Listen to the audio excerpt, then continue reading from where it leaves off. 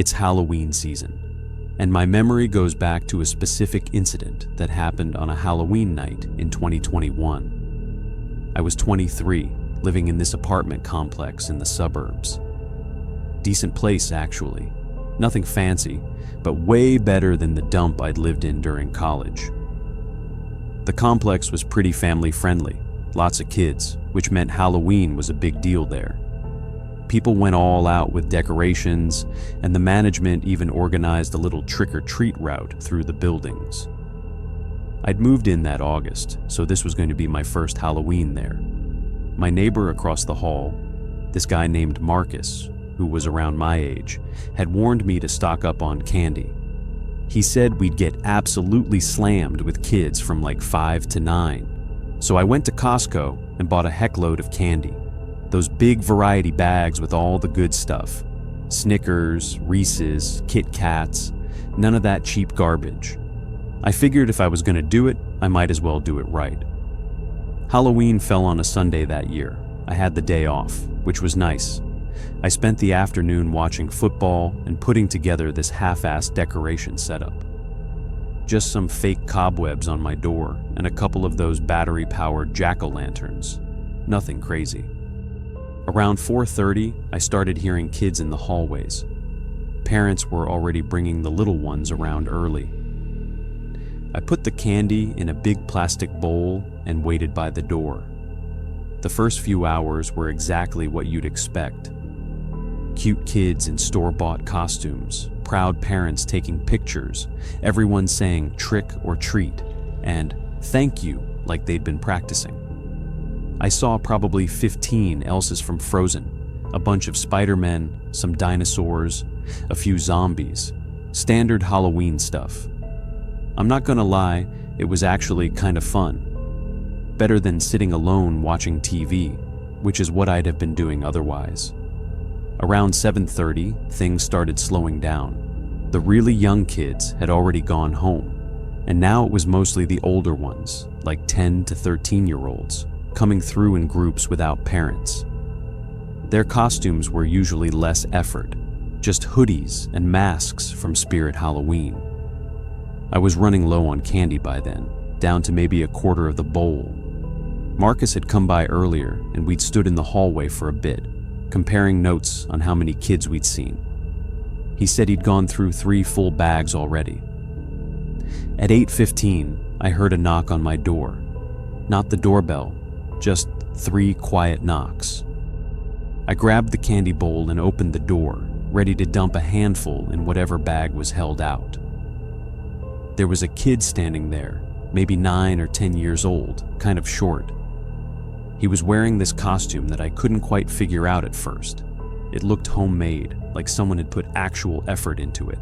Some kind of scarecrow thing with burlap clothes and a mask made of the same material with a stitched face. The mask was really detailed, actually. The stitching looked real, like actual thread sewn into the fabric, and the eye holes were just dark voids. You couldn't see the kid's eyes at all. "Trick or treat," the kid said. The voice was muffled through the mask, kind of flat. "Nice costume," I said, because it genuinely was impressive. I dropped a good handful of candy into his orange plastic pumpkin bucket. The kid didn't say thank you, just stood there holding the bucket, not moving. I waited a second, thinking maybe he was shy or something. "You're welcome," I said, kind of prompting him. Still nothing, just standing there, that stitched mask staring at me. You good?" I asked, feeling a bit awkward now. The kid tilted its head to the side, slowly, like a bird examining something. Then he turned and walked away without saying anything, disappearing down the hallway toward the stairs. Weird kid, I thought, but whatever. It was Halloween. People get into character. I closed the door and went back to my couch. I left the candy bowl by the door in case anyone else came by, but I was pretty much done for the night. It was getting late, and I figured most kids would be wrapping up soon. About 20 minutes later, another knock. Same pattern. 3 quiet knocks, no doorbell. I got up and opened the door, candy bowl in hand. It was the same kid, same scarecrow costume, same burlap mask with the stitched face.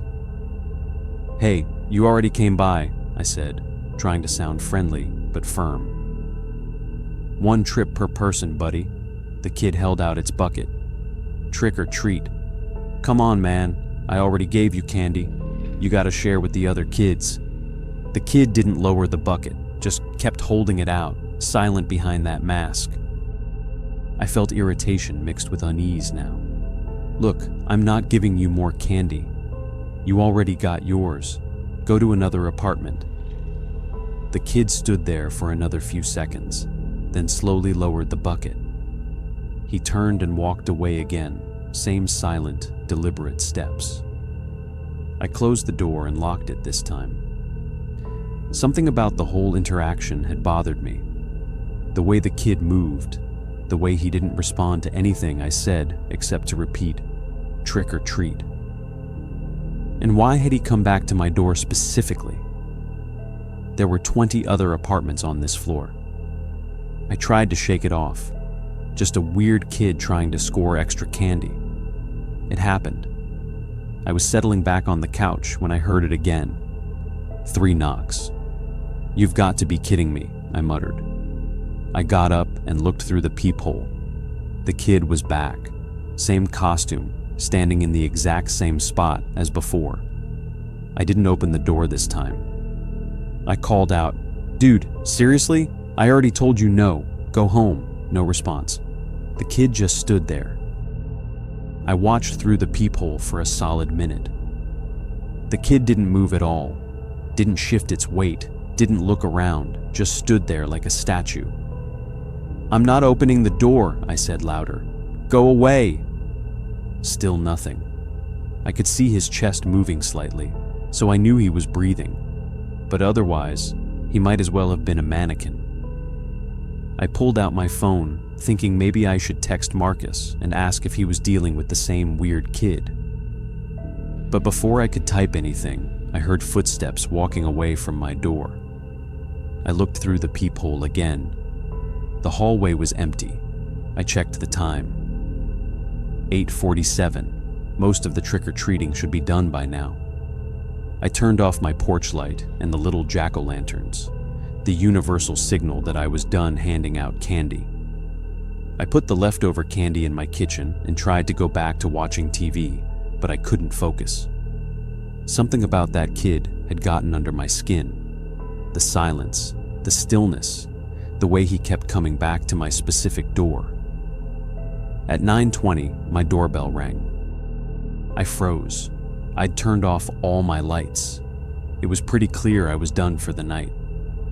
Who the hell was ringing my bell? I got up quietly and looked through the peephole. The kid in the scarecrow costume was back, but this time he was standing closer to the door, much closer, close enough that the mask filled most of my view through the peephole. My heart started pounding. I didn't say anything, didn't make a sound. I just watched. The kid stood there for a long moment, then raised one hand and knocked again, 3 times, each knock harder than the last. I still didn't respond. I was hoping he'd think I wasn't home and leave. Then the kid spoke. "I know you're there." The voice was different now, still muffled by the mask, but clearer. And it didn't sound like a kid anymore. It sounded older. Wrong. "I can hear you breathing." I stepped back from the door, my skin crawling. How the hell could he hear me breathing through a solid door? The doorknob rattled. Once, then again, harder. "You didn't give me a treat," the voice said. "So now I get a trick." I grabbed my phone and called 911. My hands were shaking so bad I almost dropped it. The dispatcher answered, and I spoke quietly, trying to explain that someone was trying to get into my apartment, while staying quiet enough that he couldn't hear me.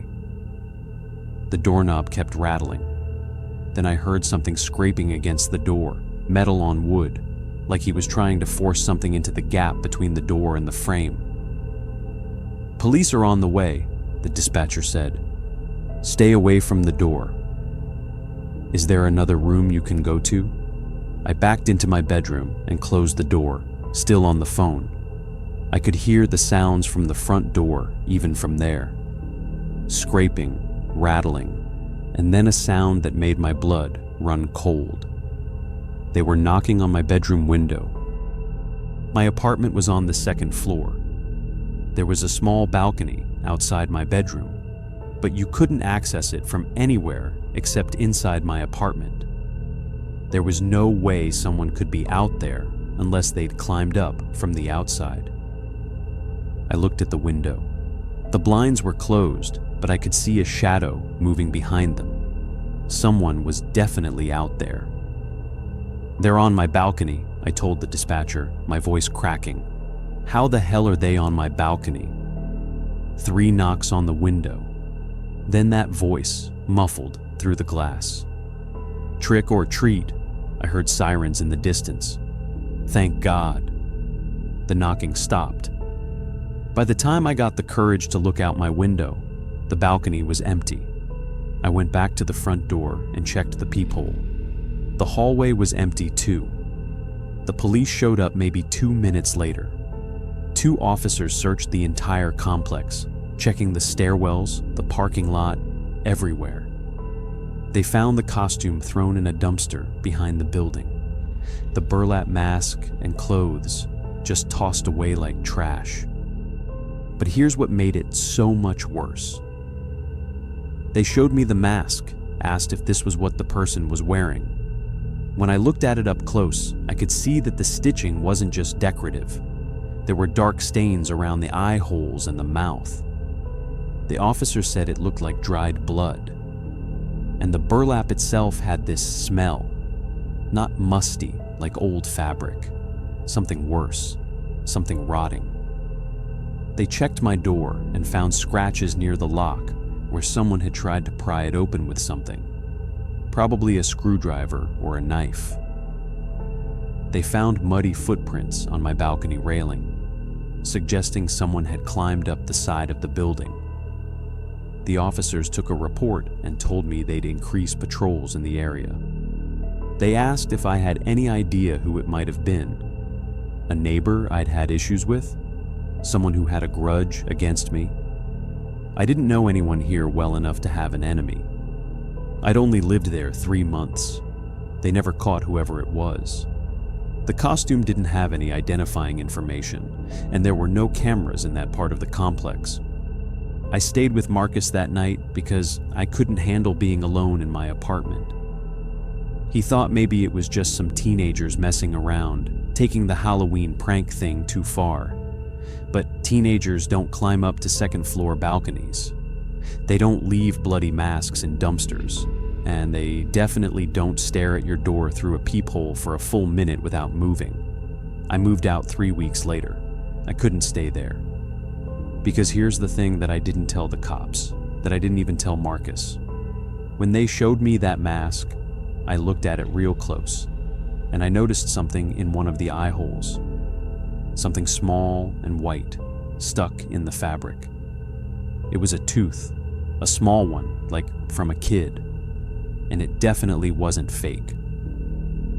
To this day, I haven't celebrated another Halloween. People probably think I'm a jerk for not participating, but I remember thinking, as I sat in my bedroom with 911 on the phone, that if they'd gotten inside, nobody would have found me until the next morning. Just another Halloween tragedy, another person who opened their door to the wrong trick-or-treater.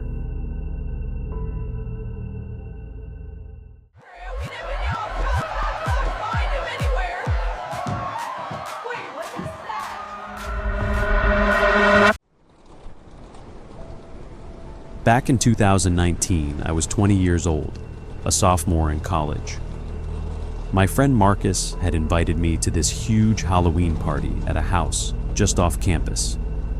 It was one of those massive old houses that college kids rent, the kind with multiple floors and a basement that's always sketchy.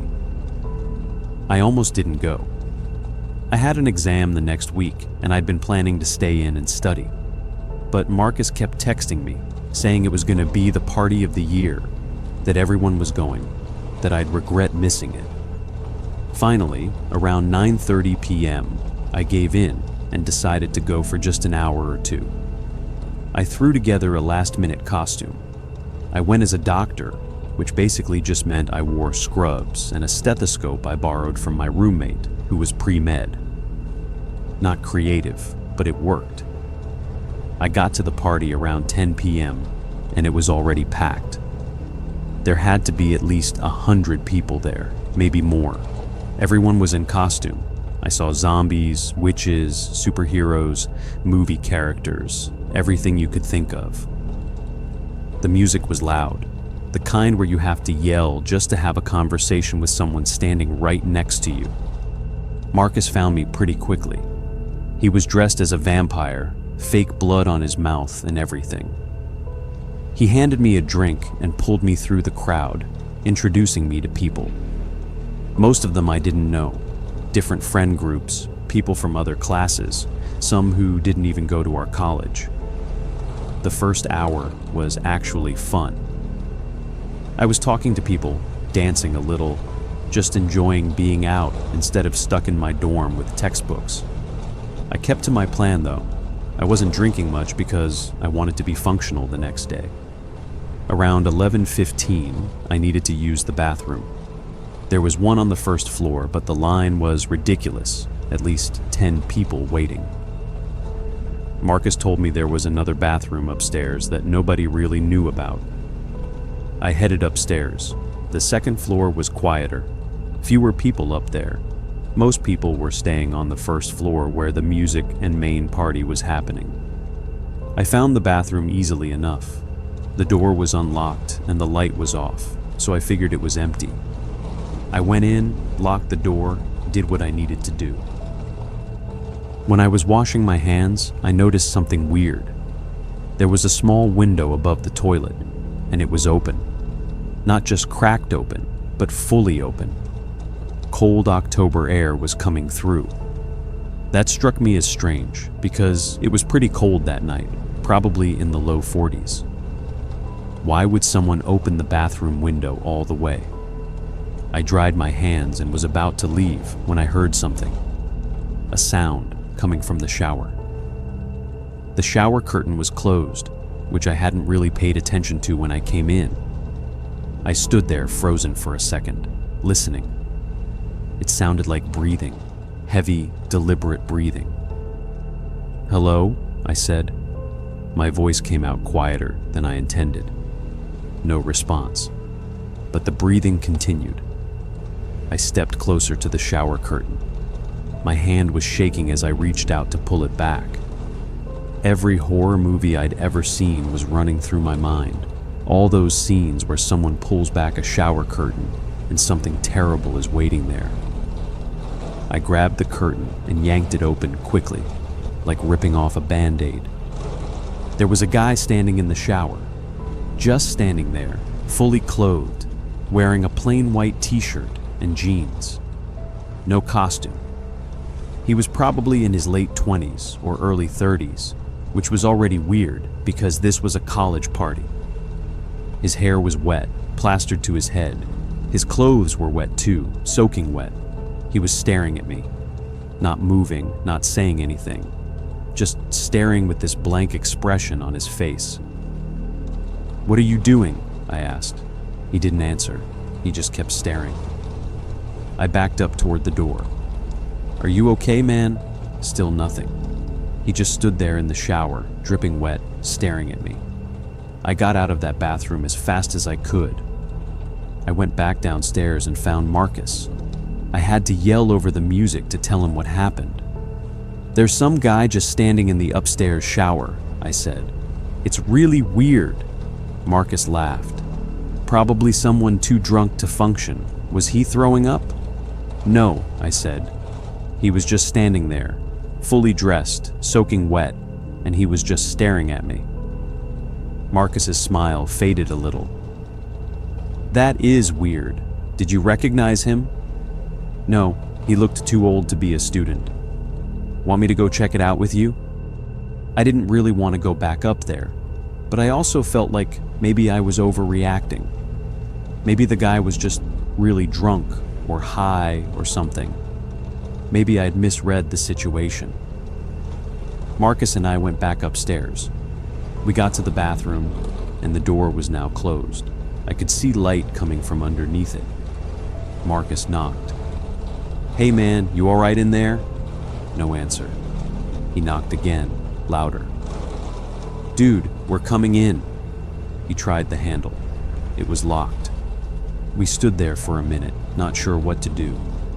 Then Marcus shrugged. "If he's in there being sick or whatever, let's just leave him alone." "It's a party." We went back downstairs. I tried to shake off the weird feeling, but I couldn't. Something about the guy in the shower had really unsettled me. The way he was just standing there, not responding. The fact that he was completely soaked. Where had all that water come from? Had he actually turned on the shower while fully clothed? About 20 minutes later, I was talking to some girl dressed as a cat when I saw the guy from the bathroom.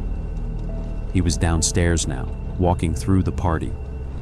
Still in the same wet clothes, still with that same blank expression. He was moving through the crowd slowly, looking at people. Not dancing, not drinking, not talking to anyone. Just walking around and looking at people. I watched him for a few minutes. Nobody else seemed to notice anything weird about him. But I couldn't take my eyes off him. There was something so off about the way he moved, the way he looked at people. Then he stopped. He was staring at someone across the room. I followed his gaze and saw he was looking at a girl dressed as Little Red Riding Hood. She was pretty drunk, laughing with her friends, completely oblivious that this guy was staring at her. I felt my stomach drop. Something was really wrong here. I went to find Marcus again. When I found him, I grabbed his arm. "That guy from the bathroom is down here. He's acting really strange." Marcus looked around. "Which guy?" I turned to point him out, but I'd lost sight of him in the crowd. He was just here, white t-shirt, jeans, soaking wet. We looked around but couldn't spot him. The party was too crowded, too chaotic. Then I saw the girl in the Little Red Riding Hood costume heading toward the stairs. She was by herself now, separated from her friends. And behind her, keeping a distance but definitely following her, was the wet guy. "There," I said, pointing. "He's following that girl." Marcus saw it too. "That's Sarah. She's in my psych class." We watched as Sarah went upstairs. The guy followed a few seconds later. "That's not good," Marcus said. "We should check on her." We pushed through the crowd and headed upstairs. The second floor hallway was empty now. We could hear music from downstairs, but up here it was muffled and distant. "Sarah?" Marcus called out. No answer. We checked the first bedroom. Empty. We checked the second bedroom. Also empty. Then we got to the bathroom. The door was closed again, and we could hear voices inside. A male voice and a female voice. Marcus knocked. "Sarah, you okay?" "Yeah, I'm fine," her voice came back. She didn't sound fine. She sounded nervous. "Who's in there with you?" Marcus asked. "Just some guy. We're just talking." Marcus and I looked at each other. He tried the handle. Locked. "Sarah, can you open the door?" I said. "We're just talking," she repeated. There was definitely something off about her voice. "Sarah, open the door right now or I'm breaking it down," Marcus said. There was a pause. Then we heard the lock click. The door opened a crack and Sarah's face appeared. Her makeup was smudged and she looked pale. "I'm fine, really," she said, but her eyes were saying something different. I pushed the door open wider. The wet guy was standing there in the bathroom. He still had that blank expression. He looked at us but didn't say anything. "We need you to leave," Marcus said to him. The guy didn't move. "I said leave. Now." The guy finally spoke. His voice was flat, emotionless. "I was just talking to her." "Yeah, well, the conversation's over. Get out." The guy stared at Marcus for a long moment. Then he walked past us, out of the bathroom, down the hall. We watched him descend the stairs back into the party. Sarah came out of the bathroom. She was shaking. "Thank you. I don't know what just happened. I came up here to use the bathroom, and he followed me in. He locked the door. He kept asking me weird questions." "What kind of questions?" I asked. "Like where I lived, if I lived alone, what my schedule was," and he kept standing really close to me. I told him I was fine, that I needed to go, but he wouldn't let me leave. He kept blocking the door. Marcus put his arm around her. "Let's get you back to your friends." We took Sarah back downstairs and found her friends. We explained what happened, and they said they'd make sure she got home safe. Then Marcus and I started looking for the wet guy. We needed to get him out of this party. We searched the first floor, but couldn't find him. We checked outside. Nothing. "Maybe he left," Marcus said, but I had a feeling he hadn't. I went back upstairs. I checked the bedrooms again, looked in closets. Nothing. Then I checked the bathroom one more time. The window above the toilet was open again, fully open, and the shower was running. Hot water, steam filling up the room, but nobody was there. I turned off the shower and looked out the window. It opened onto a small section of roof, maybe 4 feet wide. From there, someone could potentially climb down using a tree that grew close to the house. That's when I realized something. The guy's clothes had been soaking wet when I first saw him. He'd been wet before he was in the shower, which meant he'd probably come in through that window. He'd climbed up from outside, come through the bathroom window, and he'd been hiding in the shower waiting. Waiting for what? Waiting for someone to come in alone? I ran back downstairs and found Marcus. "We need to call the police." That guy broke into the house. He came in through the bathroom window. Marcus pulled out his phone, but before he could dial, we heard screaming from upstairs. We ran up there with several other people. One of the bedroom doors was open now, and a couple of girls were standing in the doorway looking terrified. "There's someone under the bed," one of them said. We heard breathing. A few of the bigger guys from the party went into the room. They knelt down and looked under the bed. The wet guy was under there, still in his soaked clothes, lying on his stomach, just staring out at them. They dragged him out. He didn't resist, didn't fight. He just let them pull him from under the bed. Once he was out, he stood up and brushed himself off like nothing weird had happened. "I'm calling the cops," someone said. The guy finally showed emotion. His eyes went wide and he bolted. He shoved past everyone and ran down the stairs. We heard the front door slam. Someone did call the police. They showed up about 10 minutes later. We explained everything that happened. They took statements from Sarah, from me, from Marcus, from the girls who found him under the bed. The police said they'd patrol the area and look for him. They also said this wasn't the first report they'd gotten. Apparently, there had been other incidents near campus over the past few weeks. Someone breaking into houses through windows, hiding in closets or under beds, watching people. They thought it might be the same person. The party ended after that. Nobody felt like celebrating anymore. We all just wanted to leave and get somewhere that felt safe.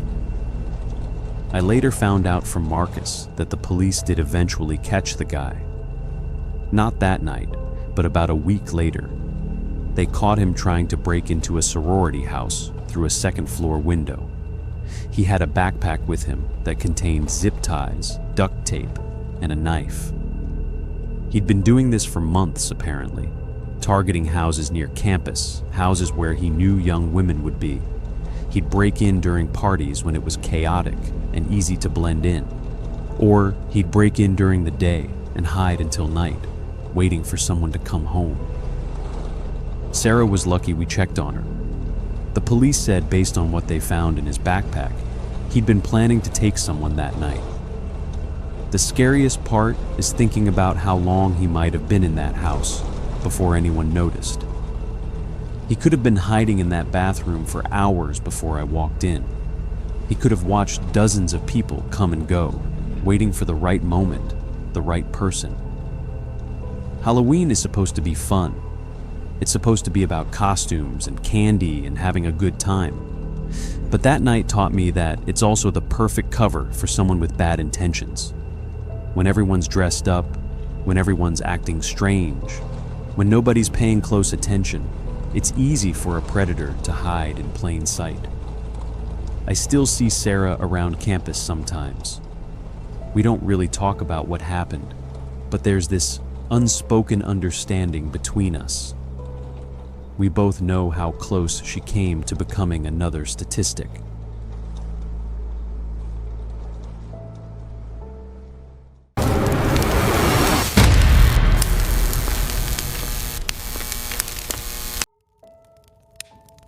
This happened Halloween night in 2019. I was 22 at the time, living in this apartment complex on the edge of town. Not the nicest place, but the rent was cheap and it was close to my job at the warehouse. The complex was kind of run down, honestly. Parking lot lights that barely worked, thin walls where you could hear everything your neighbors were doing, that kind of place. So, that Halloween, I didn't really have any plans. Most of my friends had moved away after college, and I was working the early morning shift the next day anyway. I figured I'd just stay in, order some food, and watch horror movies or something. Pretty lame, I know, but whatever. The thing about my apartment complex is that nobody really trick-or-treated there. It wasn't that kind of neighborhood. Most people kept to themselves, and there weren't any families with kids or anything like that. So, when I got home from work around 6 o'clock that evening, I didn't even think about buying candy or anything. I remember I ordered Chinese food and settled in on my couch. My apartment was on the second floor, Unit 2C. There was this exterior staircase that led up to a walkway connecting all the second floor units. My door faced the parking lot, which I could see through my living room window if I pulled back the curtain. Around 8:30 or so, I heard footsteps on the walkway outside. Heavy footsteps, like someone wearing boots. They stopped right outside my door. I muted the TV and just sat there listening. I wasn't really scared at first, just curious. Maybe it was my neighbor coming home or something. Then I heard the doorknob rattle. Not like someone was trying to unlock it or anything. More like someone was testing it, seeing if it was locked. The rattling stopped, then started again a few seconds later. This time, more forceful. I got up from the couch and walked quietly to the door. I looked through the peephole but couldn't see anyone. The angle was wrong, or they were standing to the side or something. The rattling stopped again. I should mention that the lock on my door was pretty flimsy. It was just the standard lock that came with the apartment, and the door itself felt hollow and cheap. I'd been meaning to get one of those security bars or a deadbolt installed, but I'd never gotten around to it. I stood there at the door for probably 2 full minutes, just listening. Nothing. No footsteps walking away, no sound at all. I figured whoever it was had left, so I went back to the couch. Maybe 5 minutes passed. I just unpaused the movie when I heard it again. This time, it was a knock. 3 solid knocks on my door. I got up again and went to the peephole. Still couldn't see anyone.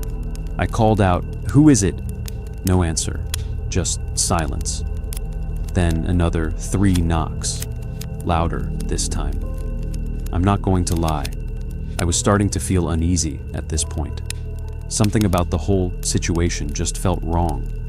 It was Halloween night, sure, but this wasn't kids playing pranks. The footsteps had been too heavy, too deliberate. I grabbed my phone and kept it in my hand, ready to call 911 if I needed to. I called out again, "Who's there?" Still nothing. I waited by the door for what felt like forever. Then I heard footsteps again, but this time they were moving away, walking down the walkway toward the stairs. I waited until I couldn't hear them anymore. Then I went to my living room window and carefully pulled back the curtain just enough to see out. The parking lot was mostly empty, like usual. A few cars here and there, including mine. The streetlights were dim and flickering like they always were. I didn't see anyone walking around. I went back to watching my movie, but I couldn't really focus on it anymore. I kept the volume low so I could hear if anyone came back. Every little sound made me jump. The upstairs neighbors walking around, a car door closing somewhere outside, the building settling. Around 10 o'clock, I got up to use the bathroom. When I came back out, I glanced at my front door and my stomach dropped. The handle was turned all the way down, like someone had tried to open it while I was in the bathroom. I know for a fact it hadn't been like that before. I always checked to make sure my door was locked, and the handle always sat in the normal horizontal position when it was locked. I walked over slowly and tested it. Still locked, thankfully. But someone had definitely tried to get in, and they'd done it quietly enough that I hadn't heard it over the bathroom fan. That's when I really started to panic. This wasn't just someone knocking on the wrong door or some stupid prank. Someone was actively trying to get into my apartment. I immediately called the police. The dispatcher asked me a bunch of questions. Had I seen anyone? Did I know who it might be? Were they still there? I didn't know. She said she'd send an officer to check it out. While I was waiting for the cops, I pushed my couch against the door. I know it sounds paranoid, but I didn't care. That cheap lock wasn't going to stop anyone who really wanted to get in. I also went around and checked all my windows.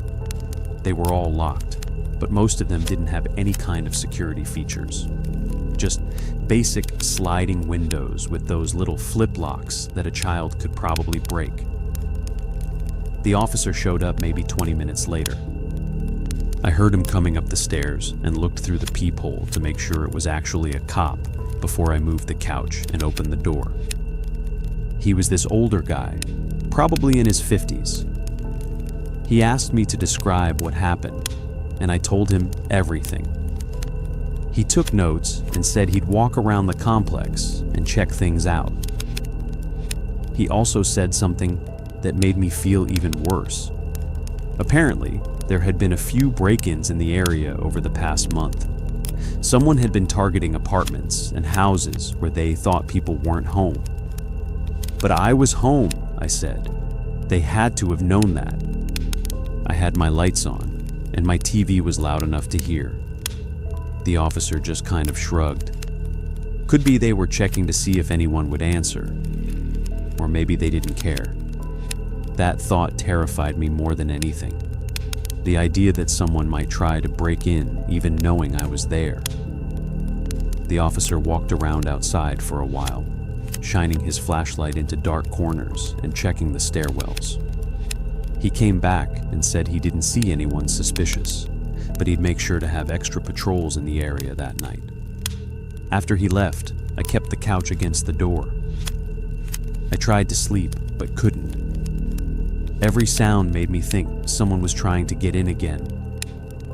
I ended up just sitting on my couch with the lights on, watching the parking lot through my window. Around 2 o'clock in the morning, I saw someone walking through the parking lot. He was wearing dark clothes and a hood pulled up. I couldn't see his face. He walked slowly between the cars, looking up at the buildings. When he got close to the staircase that led to my floor, he stopped and just stood there for a minute, staring up. I grabbed my phone, ready to call 911 again.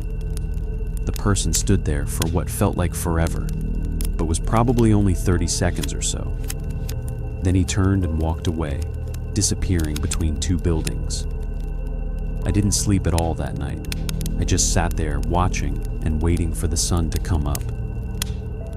The next morning, I went to work, exhausted and jumpy as hell. When I got home that afternoon, I immediately noticed something that made my blood run cold.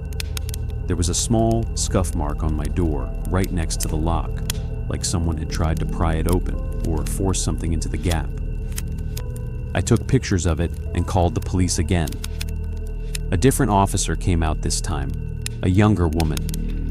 She looked at the mark and said it definitely looked like someone had tried to force the door.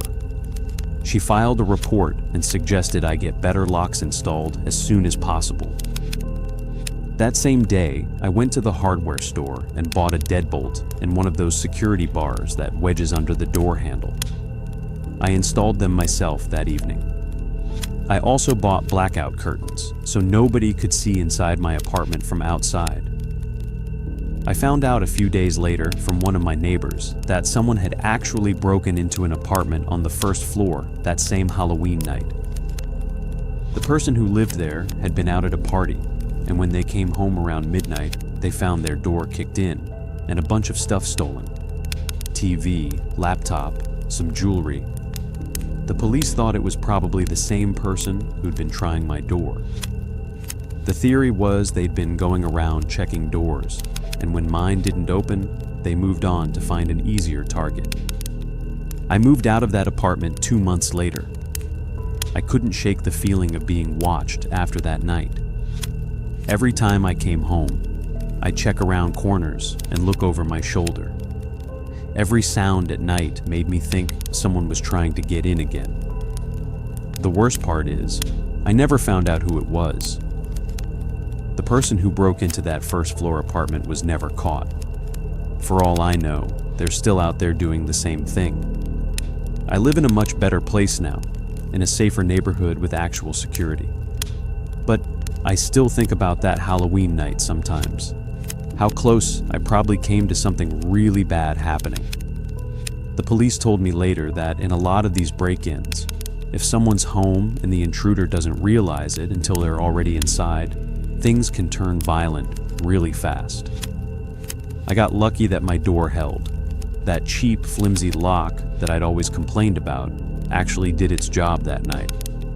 But here's the thing that still bothers me the most. When I was moving out and packing up my stuff, I found something weird. There was a small mark on my bedroom window frame, right where the lock was. It looked fresh, like someone had tried to pry the window open from outside. My bedroom window faced the back of the complex, where there were dumpsters and a small wooded area. It would have been easy for someone to climb up there without being seen. The mark wasn't there before Halloween. I'm sure of it. Which means that at some point that night, while I was sitting in my living room or lying awake in bed, someone was outside my bedroom window trying to get in. I never told anyone about finding that mark. Not the police, not my family, not my friends. I don't really know why. Maybe because it was over and I was leaving anyway. Maybe because I didn't want to think about how close they'd actually gotten. But I think about it sometimes. I think about how, if they'd managed to get that window open, they would have been in my bedroom while I was sleeping, or while I was in the living room with my back to the hallway. I don't celebrate Halloween anymore. I keep my lights off, I don't answer the door, and I make sure every single lock in my house is secure. People think I'm paranoid or that I'm being dramatic. But they weren't there that night. They didn't hear those footsteps outside their door. They didn't see that door handle turning while they were alone in their apartment. They didn't find that mark on their window and realize how close they'd come to something they'd rather not think about. So, Yeah, that's my Halloween story. No ghosts, no monsters, no supernatural stuff. Just a person trying to get into my home while I was inside. And honestly, that's scarier than any horror movie I've ever watched.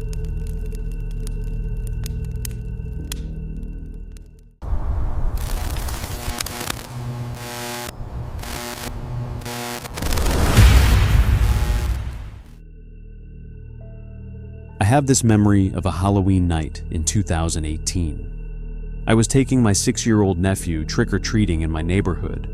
I'm 24 now, so I was 18 at the time. My sister had asked me to take him because she was stuck at work, and honestly, I didn't mind. I remembered going trick-or-treating when I was a kid, and I figured it would be fun to take him around.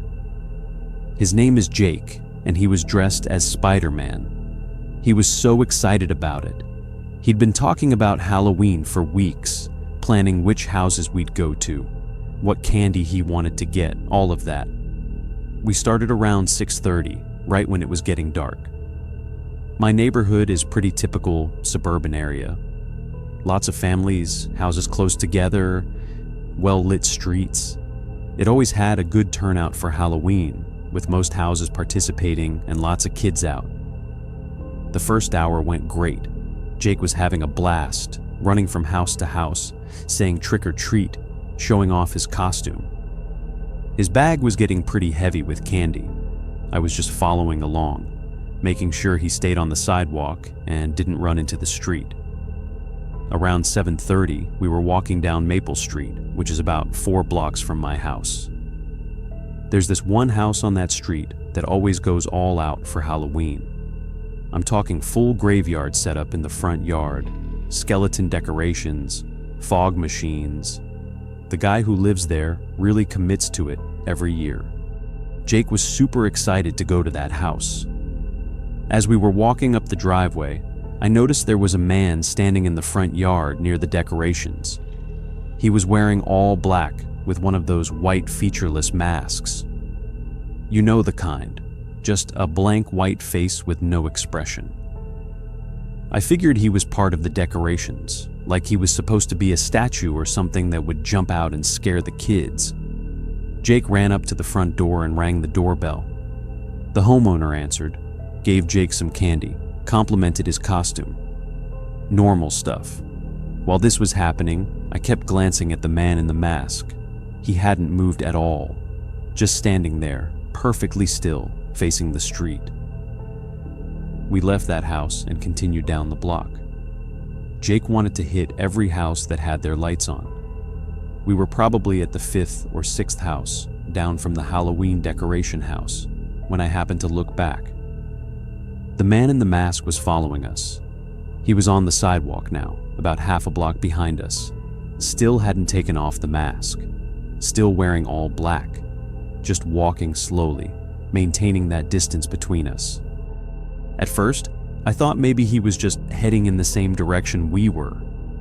The street was pretty crowded with other families trick-or-treating, so it wasn't weird to have people walking the same route. But something about it felt off. The way he was walking, the way he seemed to be focused on us specifically. I decided to test it. When Jake finished at the next house, instead of continuing down the street, I told him we should cross over and do the other side. He didn't care. He just wanted more candy. We crossed the street. I looked back casually, trying not to be obvious about it. The man in the mask had also crossed the street. He was still about half a block behind us, still maintaining that exact same distance. My heart started beating faster. This wasn't a coincidence anymore. I pulled out my phone and texted my sister. "Hey, when you get off work, can you call me? Want to check in about something?" I didn't want to worry her yet, but I wanted her to know to reach out. Jake was completely oblivious, just excited about getting candy. We went to a few more houses. Every time I looked back, the man was still there. Same distance, same pace, same blank mask staring in our direction. There were other people around, other families, other kids, but none of them seemed to notice this guy. Or maybe they just thought he was in costume like everyone else. We got to the end of Maple Street, and I had to make a decision. We could turn right and head toward the more populated Main Street where there were businesses and more people. Or we could turn left and head back toward my neighborhood, which would mean darker, more residential streets. I chose right. More people meant safer, I thought. As soon as we turned, I looked back again. The man had also turned right, still following, still keeping that same distance. I started walking faster. Jake noticed and asked why we were hurrying. I told him I wanted to get to the houses on Main Street before they ran out of good candy. He accepted that and sped up with me, practically skipping. The man's pace didn't change. He just kept that same steady walk, but now the distance between us was getting bigger because we were moving faster. We hit Main Street and there were a lot more people around.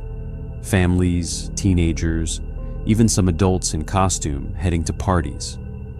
I felt a little better with all these witnesses around. Jake wanted to go into this small strip mall where a few stores were handing out candy. I said yes immediately. We went into a pizza place that was giving out candy to kids. While Jake was getting his candy, I stood by the window and looked outside. The man in the mask was standing across the street, just standing there on the sidewalk, facing the pizza place, facing us. My hands were shaking now. I pulled out my phone and called my sister. It went to voicemail. She was probably still at work and couldn't answer. I didn't leave a message because I didn't want to scare Jake by having him hear me explain what was happening. I tried to think rationally. Maybe I was overreacting. Maybe this was just a guy in a costume who happened to be walking in the same direction. Maybe he was waiting for someone across the street and it had nothing to do with us. But I couldn't shake the feeling that something was very wrong. We left the pizza place and I told Jake we should head home. He protested because his bag wasn't completely full yet, but I bribed him by saying he could have 3 pieces of candy as soon as we got to my house. That got him moving. I deliberately took a different route home. Instead of going back the way we came, I went down a different street, one that would loop around and bring us to my neighborhood from another direction. I kept checking behind us. For a few minutes, I didn't see the man. I started to relax a little, thinking maybe I had lost him, or maybe he really hadn't been following us after all. Then I saw him. He wasn't behind us anymore. He was ahead of us on the next block, standing under a streetlight, just standing there, waiting. That blank white mask turned in our direction. That's when I knew for sure this was intentional. There was no way he could have gotten ahead of us unless he knew where we were going. Unless he'd been watching us long enough to figure out our route. I stopped walking. Jake asked what was wrong. I told him we needed to go a different way because I forgot something. I turned around and started walking in the opposite direction, back toward Main Street where there were more people. Jake was getting annoyed now, asking why we kept changing directions, saying his feet hurt. I picked him up and carried him, told him we'd be home soon. He was getting heavy with the costume and the bag of candy, but I didn't care. I was walking fast now, almost jogging. I kept looking back and around, trying to spot the man. I didn't see him anymore, but that almost made it worse. Not knowing where he was felt more terrifying than seeing him. My phone rang. It was my sister, finally calling back. I answered it immediately. "Hey, what's up?" she asked. I tried to keep my voice calm because Jake was right there. "Hey, are you off work yet?" "Just leaving now. Is everything okay? You sound weird." "Yeah, we're just finishing up trick-or-treating. Do you think you could meet us? Maybe at the corner of Main and Oak?" She paused. She could tell something was wrong by my tone. "Is Jake okay?" "Yeah, he's fine. I just think we should meet up." I'm leaving right now. I'll be there in 10 minutes. I felt a little better knowing she was coming. Main and Oak was a busy intersection, well lit, lots of people around. We could wait there safely. We got to the corner and I set Jake down. There was a gas station right there, bright lights, people going in and out. I told Jake we were going to wait for his mom here. I scanned the area constantly, looking for that white mask. For 5 minutes, I didn't see anything suspicious. Just normal people, normal Halloween activity. Then I saw him again. He was across the street, partially hidden behind a parked car. But I could see that white mask clearly, even in the darkness. He was just standing there, watching us. I pulled Jake closer to me and kept my hand on his shoulder. I wasn't letting him out of my sight. My sister's car pulled up a few minutes later. I'd never been so relieved to see her in my life. She got out of the car, looking concerned. "What's going on?" she asked. I glanced across the street. The man was gone, just completely vanished. "Can we talk in the car?" We got Jake buckled into the back seat. He was already digging into his candy, completely unaware that anything had been wrong. My sister drove toward my house while I explained everything. The man at the decorated house, how he'd followed us, how he'd somehow gotten ahead of us, how he'd been across the street just before she arrived. She was furious and scared. She wanted to call the police immediately. I told her I didn't know what to tell them. A guy in a Halloween mask was walking on the same streets we were. On Halloween night? It sounded ridiculous when I said it out loud, but she insisted. We got to my house, and she called the non-emergency line while I got Jake inside. I gave him his candy and turned on a cartoon for him, trying to keep everything normal from his perspective. My sister talked to the police for a while, explaining the situation. They said they'd send an officer to take a report, and they'd have extra patrols in the area for the rest of the night.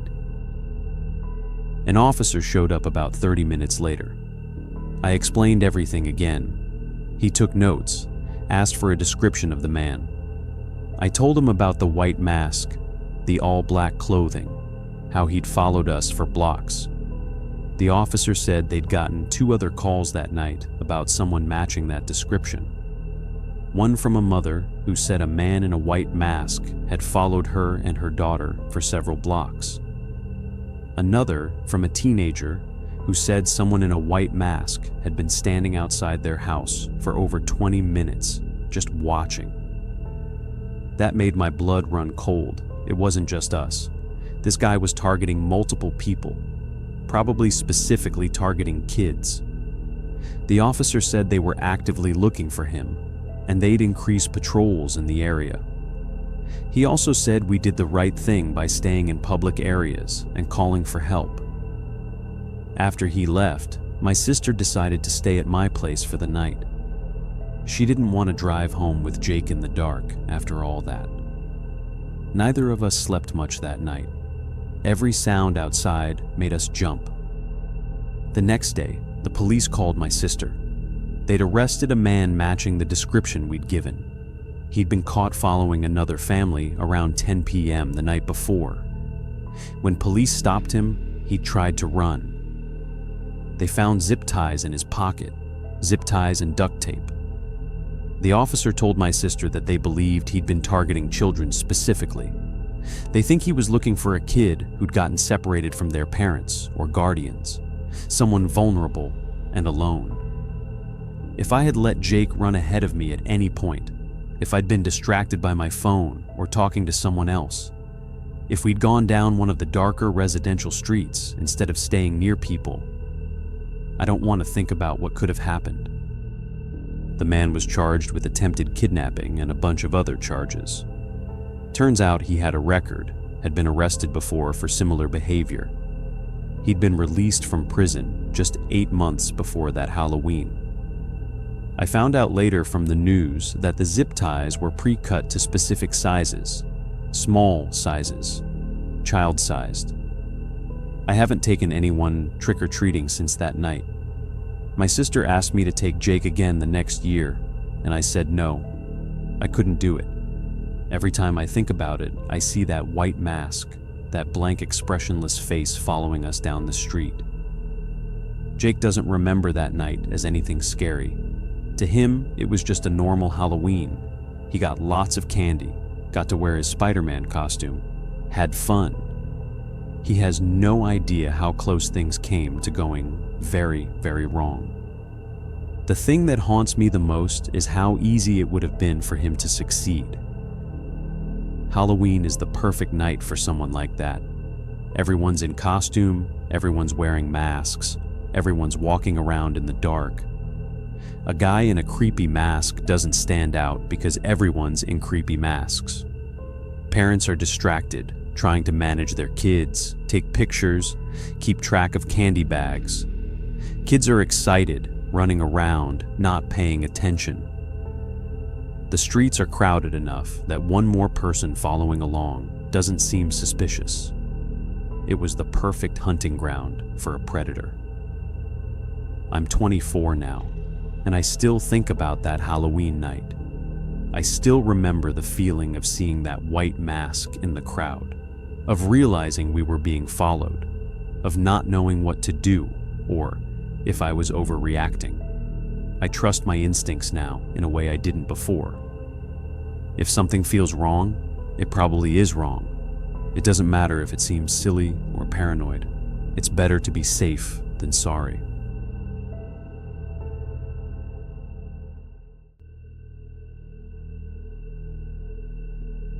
The following incident happened on Halloween night in 2017. I was 19 years old and working the night shift at a gas station just off the highway. It was one of those 24-hour places that's basically in the middle of nowhere. The nearest town was about 15 minutes away, and at night, you'd maybe see a handful of customers per hour, sometimes less. I'd been working there for about 6 months at that point. The pay was terrible, but I needed the money for college. My shift ran from 10 p.m. to 6 a.m., and honestly, most nights were pretty boring. I'd do homework, watch stuff on my phone, restock shelves, the usual. Halloween night started out normal. We got a few customers early on. Some people buying gas, a couple of teenagers getting snacks, nothing unusual. By midnight, things had pretty much died down completely. The store was one of those typical gas station setups. Aisles of junk food and drinks, a coffee station that nobody used at night, and a counter where I sat behind this scratched-up plexiglass barrier. There were security cameras, but half of them didn't work. The owner was too cheap to fix them. I should mention that the only other employee working that night had called in sick. So it was just me, completely alone in this gas station in the middle of nowhere on Halloween night. Great. Around 1:30 a.m., this car pulled up to one of the pumps, a dark blue sedan, kind of beat up looking. I watched through the window as the driver got out. He was wearing jeans and a black hoodie with the hood pulled up. He started pumping gas, which was normal, but then he just stood there. The pump had already clicked off, meaning his tank was full, but he didn't move. He just stood there next to his car, facing the store. I couldn't see his face because of the hood and the angle of the light. After maybe 2 minutes of this, he finally hung up the pump and started walking toward the store. I got ready to ring him up, figuring he was coming in to pay. He came through the door and the bell chimed like it always did, but he didn't come up to the counter. He just stood right inside the entrance, looking around. I could see him better now. White guy, probably in his 30s, with a patchy beard. His eyes looked weird. Not like he was on drugs or anything, just off somehow, like he was staring through things instead of at them. "Can I help you?" I asked. He didn't respond, just kept looking around the store, turning his head slowly from side to side. "Sir, did you need to pay for gas?" "No, he said. His voice was quiet, almost monotone. I already paid at the pump. Okay, I said. Did you need anything else? He finally looked directly at me. What time do you get off work? The question caught me off guard.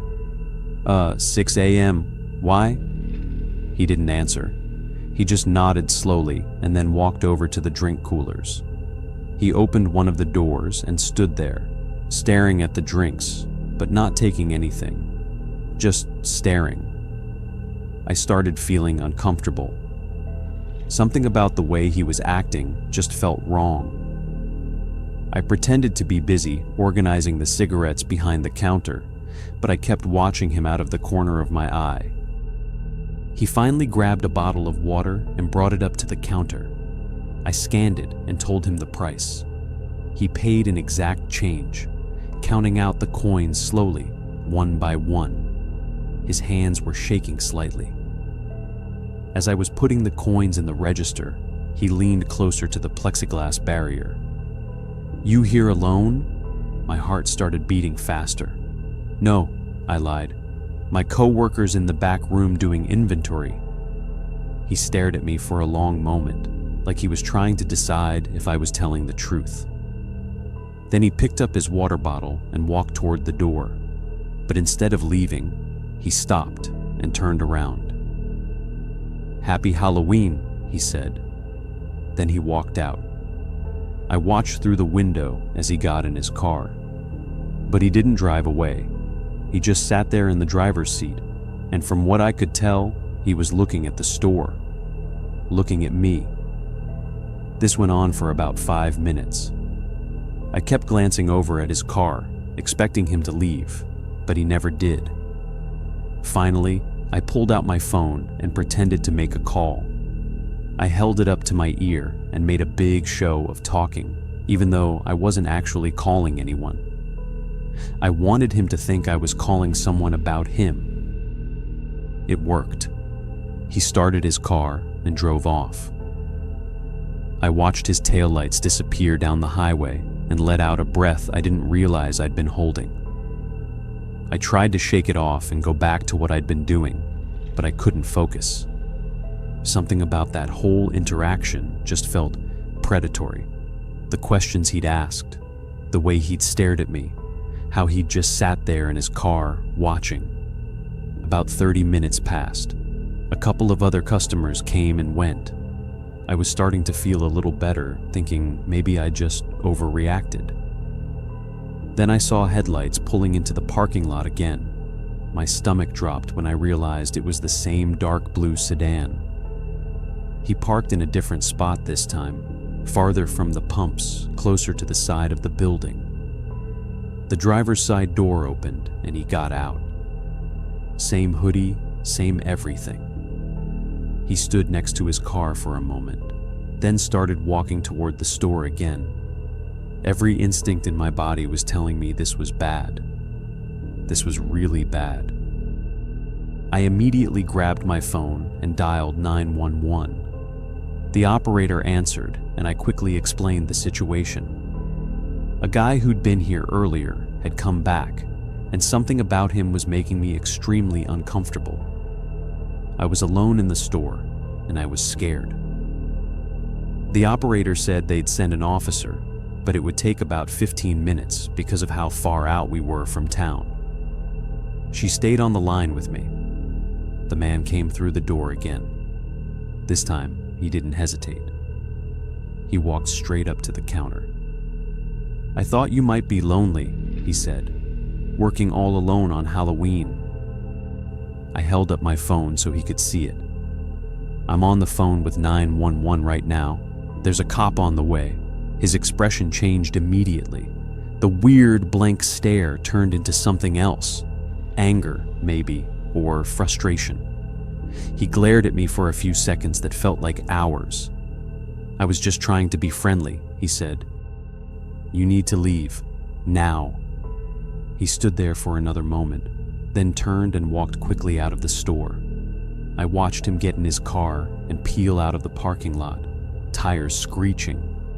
The 911 operator was asking me questions, trying to get a description of the guy and his car. I gave her everything I could remember, license plate number, which I'd thankfully noticed the second time he pulled in, physical description, everything. The officer showed up about 12 minutes later. It was a sheriff's deputy, a woman probably in her 40s. I told her everything that had happened. She took notes and said she'd file a report and keep an eye out for the vehicle. "Did he threaten you directly?" she asked. "No," I admitted. "He didn't really do anything illegal, I guess. He just creeped me out." "Trust your gut," she said. "If something feels wrong, it usually is. You did the right thing calling us." She stayed at the gas station for about 20 minutes, parked out front with her lights on. She said it was to make sure the guy didn't come back, but also to make me feel safer. I really appreciated that. After she left, I locked the front door. I know we were supposed to stay unlocked 24/7, but I didn't care.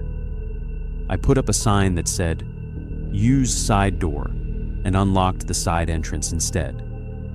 That way, I could see anyone coming from a different angle, and they couldn't just walk straight up to the counter. The rest of the night was quiet. Too quiet. Every car that drove by on the highway made me jump. Every shadow outside the window made me think he'd come back. I couldn't stop thinking about those questions he'd asked. "What time do you get off work? You here alone?" It was like he'd been gathering information, planning something. When my replacement finally showed up at 6 a.m., I'd never been so happy to see another person in my life. I told him what happened, and he looked genuinely concerned. He said he'd mention it to the owner. I went home and tried to sleep, but I couldn't. I kept replaying the whole thing in my head. The way the guy had looked at me, how he'd come back a second time. What would have happened if I hadn't called the police when I did? A few days later, the sheriff's deputy called me. She said they'd tracked down the guy based on the license plate. Turned out he had a record. Assault charges from a few years back. He'd served some time and been released. They'd gone to talk to him about the incident at the gas station. He claimed he'd just been trying to be nice, that he'd felt bad for me working alone on Halloween. He said he'd come back because he'd forgotten to buy cigarettes. But here's the thing that made my blood run cold. The deputy told me they'd found a crowbar in his car, just sitting there in the back seat. When they asked him about it, he said he used it for work. Maybe that was true. Maybe it was completely innocent. But I don't think so. The deputy said there wasn't enough evidence to charge him with anything, but they'd given him a warning to stay away from that gas station. If he showed up there again, I should call 911 immediately. I quit that job 2 weeks later. I couldn't go back there. Every shift after that Halloween night, I was constantly on edge, watching the door, expecting to see that dark blue sedan pull into the parking lot. My friends thought I was overreacting. They said nothing actually happened, that he was probably just a weird guy, that I'd been spooked because it was Halloween, but they weren't there. They didn't see the way he looked at me. They didn't feel what I felt.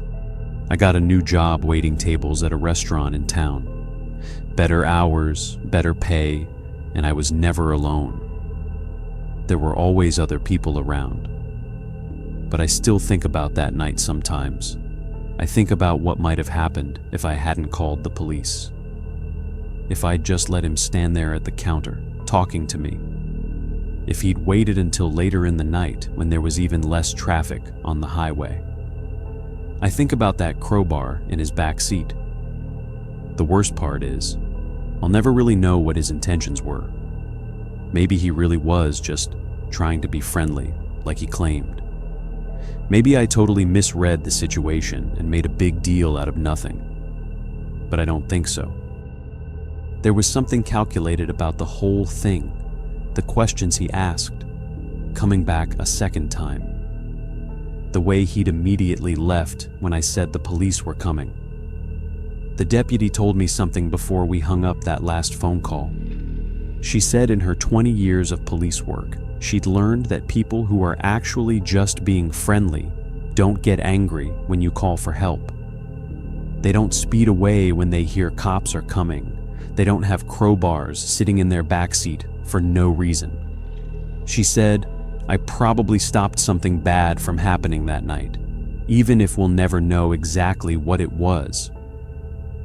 I still don't like driving past that gas station.